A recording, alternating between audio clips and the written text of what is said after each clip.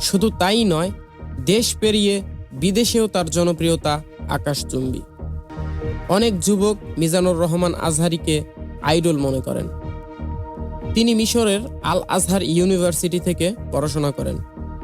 তিনি দেশে ফিরে দেশের বিভিন্ন স্থানের তাফসির মাহফিলে বয়ান শুরু করেন।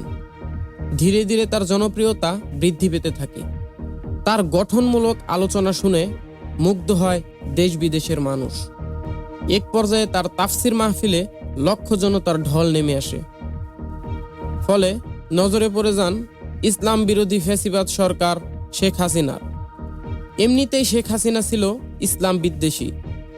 সে বহু আলেম ও মাদ্রাসার ছাত্রদের হত্যা করেছে বিনা অপরাধে।